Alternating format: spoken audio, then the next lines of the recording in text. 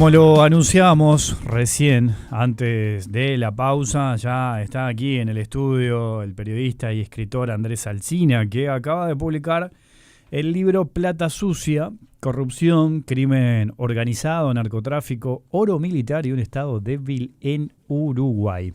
Es un libro muy interesante que tuve la oportunidad de leer y que hace un repaso histórico incluso de esta situación aquí en Uruguay, tomando como punto de partida, si se quiere, la década del 70, analizando lo que pasó en dictadura, que pasaron muchas cosas, y después también, ¿no?, poniendo el foco en el regreso a la democracia, lo que hicieron los gobiernos que vinieron después, e incluso también con algunos toques de la actualidad, con episodios muy importantes de estos últimos tiempos.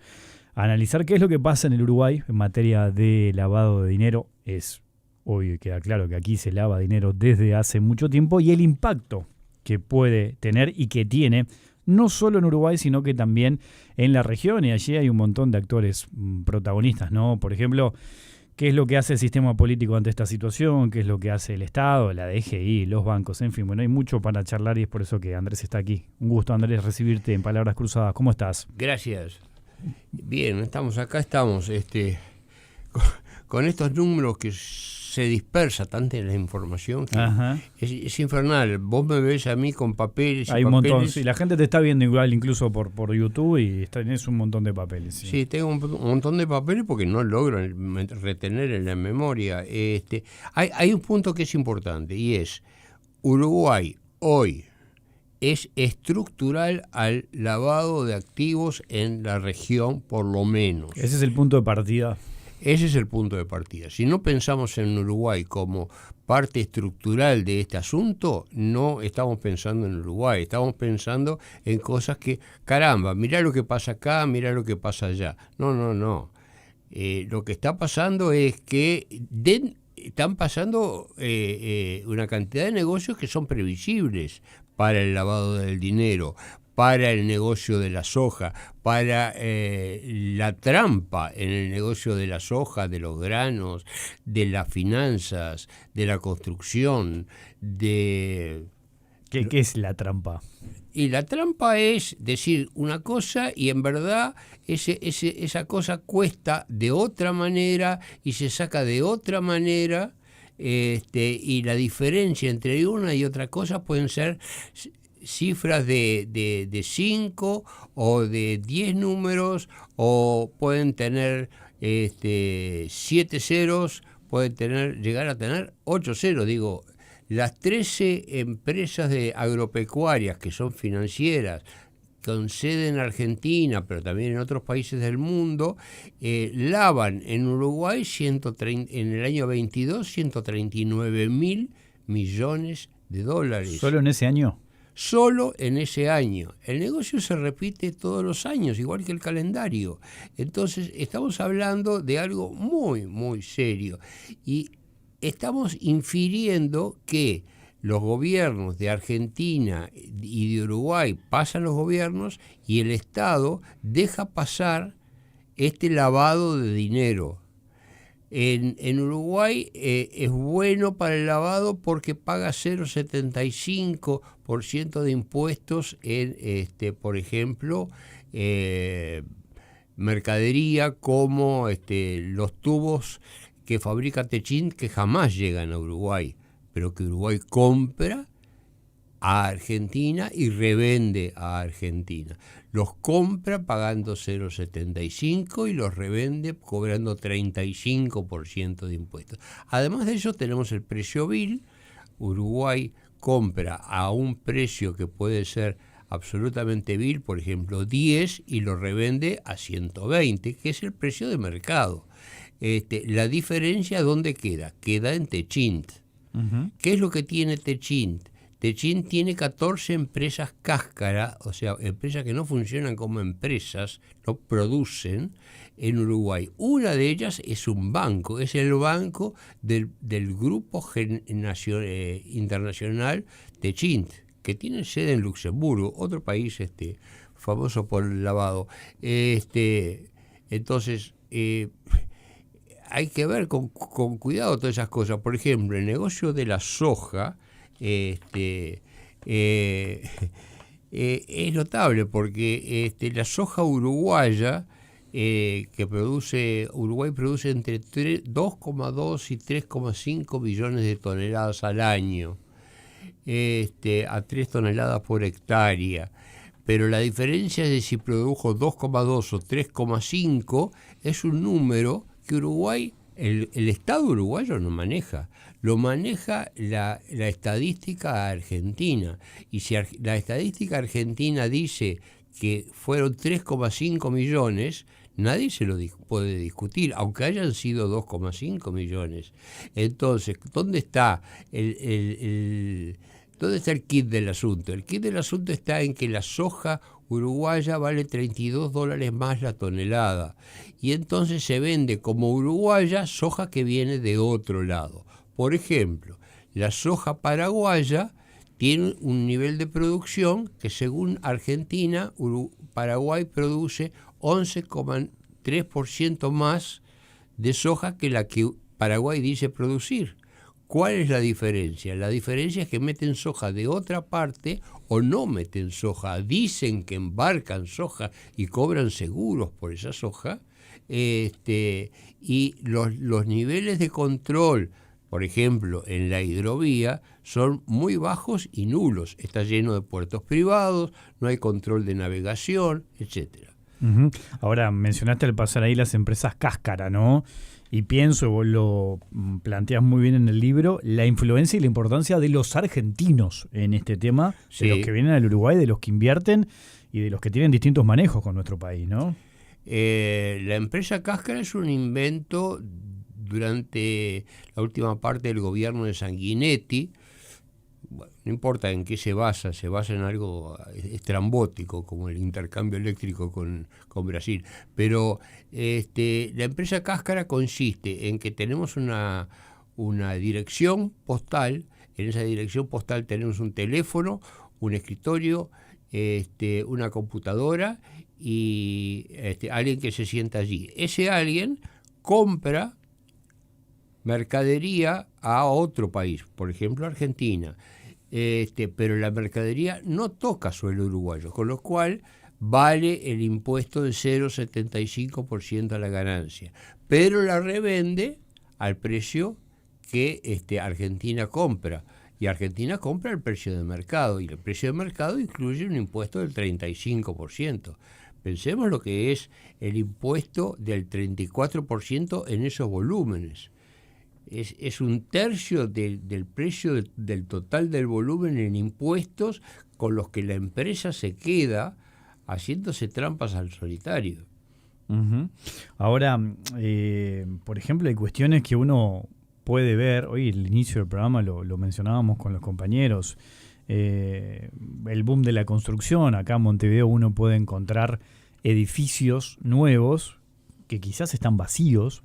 Lo mismo pasa en Punta del Este también. ¿Cómo lo ves eso? ¿Cómo lo analizás con todo lo que ha pasado en este último tiempo? Lo analizo, primera cosa, el lavado de dinero, el dinero no existe, es papel mojado, es plata de monopolio hasta que está invertido y legitimado. Ponerlo en un edificio lo legitima. Entonces ya no es una plata, ya es un edificio. El edificio es algo tangible, vendible, registrado. Entonces esa plata pasa a existir porque está en un edificio. Vos me decís, pero no está ocupado. Bueno, es un problema que se agrega, pero no es el problema decisivo. Se ocupará o no se ocupará o se venderá desocupado, pero ya es algo vendible. Uh-huh. Se transformó en algo comercializable. Esa es lo que no se logra entender. Pero ¿cómo? Ahí hay un edificio enorme y tiene 4 apartamentos ocupados en 400. Sí, pero tiene 400 apartamentos que son vendibles. O sea, están en el mercado, son mercadería. Y dejaron de ser plata sucia. Ahora, en esto que yo decía y destacaba del repaso histórico que haces en el libro, pones como punto de partida el 70, ¿no? La década del 70, sí, que allí se empieza a lavar dinero y después viene toda la dictadura, ¿no? ¿Qué pasó en ese lapso, en ese proceso? ¿El 70? Sí, y después lo que vino con la dictadura también.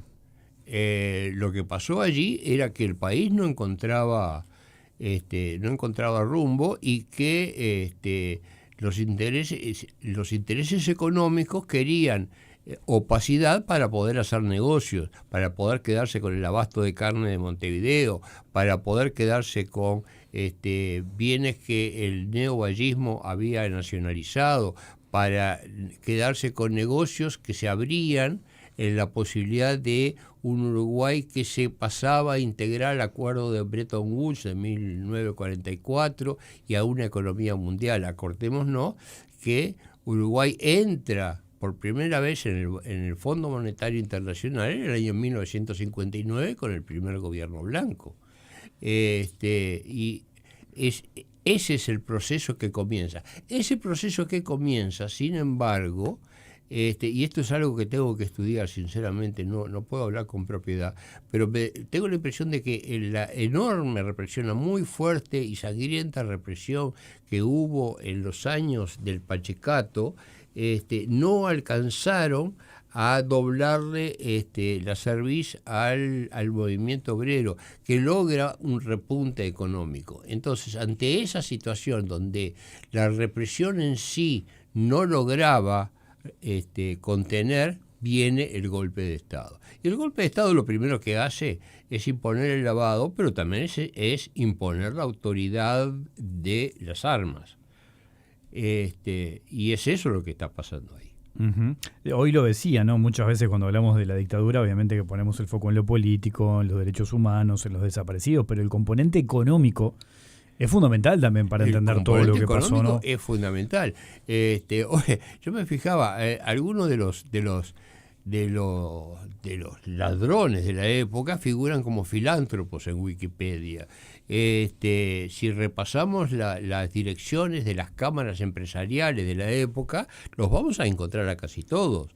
Si nos fijamos en quién fue el gran operador de la dictadura, que fue Alejandro Beck Villegas, encontramos que el señor Beck Villegas, además de ocupar destacadísimos puestos a nivel internacional, era asesor de un grupo económico, del grupo económico Peirano. Es decir, ahí empiezan a juntarse las cosas y a casarse. Se casan los intereses y se casan los propósitos. Uh-huh. Hay un punto también muy interesante en el libro que tiene que ver con el oro militar, ¿no? El episodio del oro militar. Allí hay una investigación del periodista Samuel Blixen a partir del archivo Berruti. ¿Qué fue lo que ocurrió ahí? Porque eso también vos lo investigaste. Este libro tiene mucha investigación y allí vale la pena también destacar el valor del periodismo de investigación, ¿no? Que es muy complejo y es muy difícil aquí en el Uruguay. Pero ¿cuál fue el hallazgo allí con el tema del oro militar? Bueno, es que la nota de Blixen era excelente y se publicó, pero yo decía, ¿pero de dónde salió el oro? Porque, digamos, es rarísimo. De repente aparecen 300.000, aparecen 18 valijas llenas de 300 kilos de oro. ¿Y de dónde sale ese oro? Y entonces empezamos a rastrear el tema y yo voy hacia Sudáfrica. No hay mucha información, pero está el archivo de Sudáfrica. Entonces yo pido el archivo de Sudáfrica y efectivamente ahí encuentro la punta.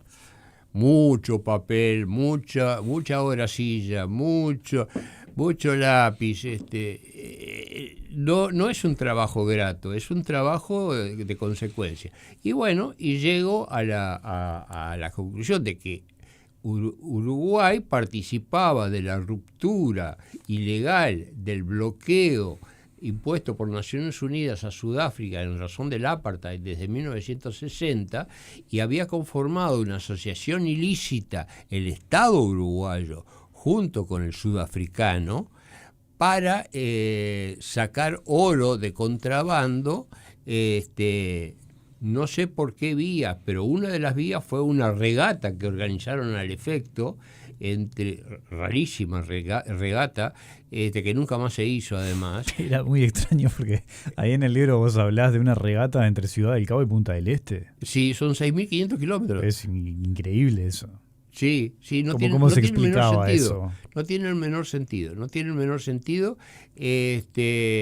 La prensa deportiva quería saber del asunto, la embajada, la representación uruguaya tenía problemas, decía, no, pero acá hay dos periodistas ingleses muy importantes y si nosotros les negamos información, después vamos a tener problemas para conseguir las visas. Entonces andaban en esas. Era una cosa realmente de boliche, era una cosa realmente de un nivel muy bajo. Pero bueno, hicieron eso y llegaron al puerto de Punta del Este 15 de las 32 naves inicialmente puestas y luego sacadas misteriosamente de la lista de participantes, llegan 15. O sea que no hay registro de eso. No hay registro de que hayan entrado y pasado por aduana en Punta del Este, no lo hay. O sea, llegaron esas 15 naves a Punta del Este, seguramente tomaron su whisky, pero no fueron registradas, no hay constancia de que hayan sido revisadas ni nada. ¿Y qué traían? ¿Oro? Bueno, si no traían oro, traían algo muy parecido. Ajá. Uh-huh. No lo sé, no lo puedo afirmar, no estoy en condiciones, porque además no hay información. Es más, si vos entras a mirar la información... De hecho, vos buscaste y no encontraste, ¿no? Eso. Yo busqué, yo pregunté, ¿viste cómo trabajamos los periodistas? Llamamos Sí. al Papa a medianoche. Sí. Entonces, yo pregunté, busqué quien supiera y que quisiera hablar. No encontré.